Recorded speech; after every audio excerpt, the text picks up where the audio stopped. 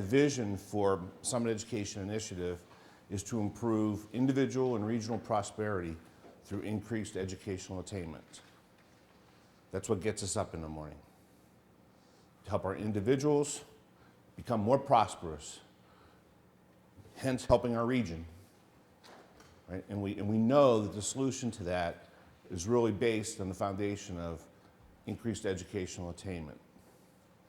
So this diagram you see up here is really the framework for our work, and we'll keep coming back to this throughout the morning and referring to this pipeline or this pathway or this continuum, whatever term you'd like to use. And I would like to say right from the very beginning that this is not an original piece of work. This pipeline and these big blue dots, what we call key transition points, are really universal throughout organizations like SEI all around the country. Okay, so this is not a Summit County creation. Organizations like ours, backbone organizations that are working with all the people that are trying to help kids be successful, all use these transition points or ones that are very close. Like, for example, the second transition point here says third grade reading. Well, if you go to Cincinnati, it's fourth grade reading. Okay, but essentially the transition points are the same as you move along the pipeline. And so the way you picture this framework is that children start down here at the beginning at Cradle, and they travel through this continuum until they reach up here to the college and career area where they're successful and persisting in their chosen career, whatever that might be, or that they've persisted through their higher education learning, whatever they've chosen to do there. I would like to talk with you just a little bit about those transition points. Matt is going to give you much more detail. But along this continuum, it starts down here at Ready to Learn. And that's really just, we want our children, when they start kindergarten, that they all have solid footing the first day of school. So that they all start with an equal footing so that they can be ready to succeed on day one in the formal school setting. So that means we have to have a robust preschool programming and experiences for students. And we have metrics now, county-wide, because over the past, since January, so it'll be the past almost 10 months now, we have established data sharing agreements with all of the school districts in the county, as well as several of the non-public schools, as well as about 75 to 80 of our preschools, as well as the University of Akron. So we now, at Summit Education Initiative, have student-level data that's non-identifiable. In other words, we don't have the kids' names. We have student numbers. And so we know the data that we share with you and that we're looking at, these are really our kids in our county, in our schools. We're not talking about national data or regional data. These are our kids. So we know in Summit County, the number for Ready to Learn, and Matt will give you more detail, is a 19 on the crawl. And we know that because we've researched our own data with our own kids. And we know that's a number that matters. That is true as you continue through the pipeline, and I'm not going to dwell on each one of these in terms of the metrics.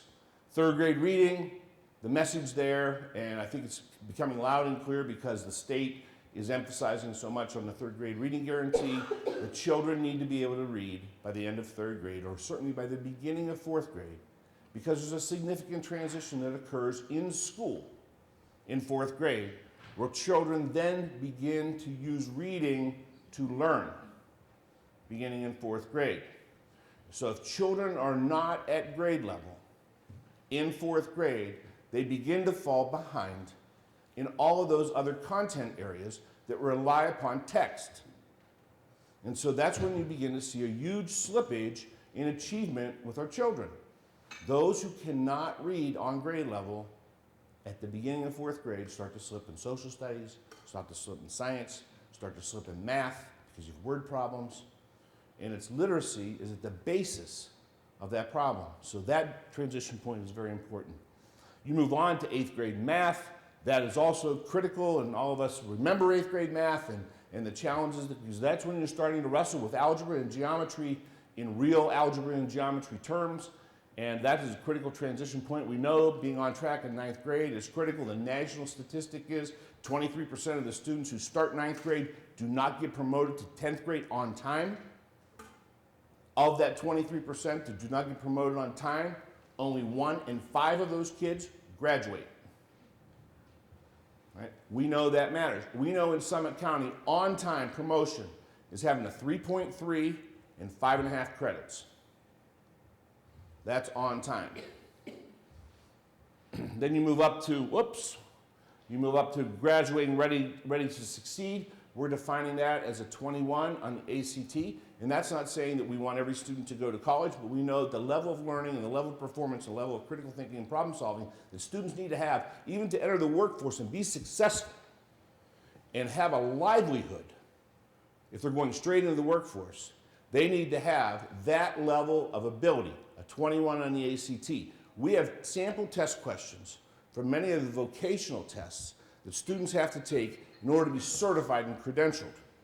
The level of difficulty of those questions is equivalent to the ACT questions for college entry. So we need to be targeting all of our students toward a 21 on the ACT to have that high bar for them to reach. And then the whole idea of persistence once they leave the K-12 system and they enter the 2-year college, 4-year college, or into the workforce, and that they persist and are successful, and successful in terms of what they desire to be successful.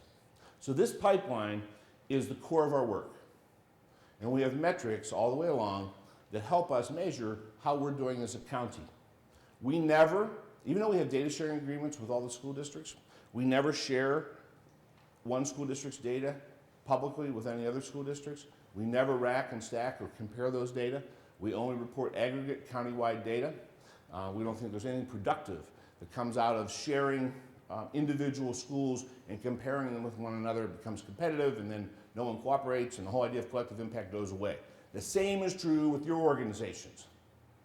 We're here to get everybody in the boat, rowing in the same direction, to support all of our kids in the county, irregardless of where they're being educated.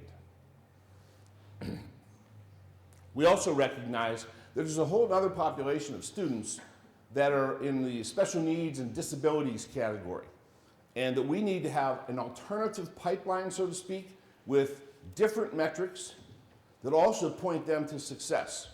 And so we're working on that right now. You can see the dots are open right now because this is an area that we're just beginning to address at this time. But we will also, we recognize that there are children of ours that are not going to be shooting for that 21 in the ACT. Nevertheless, we want them to be successful in their adult lives. And so we'll be working on the metrics along the same pipeline for that population of children. 2 operational goals for SEI. One is we support the work of schools. We work with the schools, not on the schools. And that's very important for me just to re-emphasize that. We work with the schools, not on the schools. And because we've fostered this partnership with the school districts and some of the non-publics, they're willing to share their data with us, which we see as a covenant that we're going to treat like a covenant. And so we view ourselves in that way, as being supportive of them. The same with you. The same with you. We want to support you in your work in helping our children. The second thing we see ourselves doing is advocating on behalf of the schools through policy recommendations, community engagement activities like this. And then we will also be pushing out what we feel are countywide innovative programs. For example, we're piloting right now a college test prep program in 2 high schools, one in the Akron Public Schools and one in the suburban district, that we've seen promising results outside of the state. And we think, well, let's try that here and let's see if it works. So we're calling that a rapid cycle of innovation. So it's happening tomorrow, actually, I think, and Thursday is actually when it's happening. And we'll get the results back because we have the student level data. We'll be able to see if there's been an impact or not. If there's been an impact, and if we think it is strong enough, then we will then advocate that this is something that we need to do across the county to help our students be successful. If it isn't, then we're not going to tell anybody about it because it isn't effective for us. So, but we see ourselves in that whole area of working on county effective programs, validating those, and then helping to scale those out across the county. This is how we do our work. We base all our work on data. We believe that data is important. We're overrun with data right now, and we try to take all that information and all that data and turn it into information. That's the challenge, right? We all have spreadsheets and data reports and so on, and we can never make sense of it all, right? So we're trying to work with all the organizations to help take those data points, turn that into information that then you can act upon. That then we can measure your actions, get new data, which informs us, that then we can act upon. And we just live in that cycle. But we see Summit Education Initiative as part of our cause or our effort is to support you in taking data information to action and to help with that process.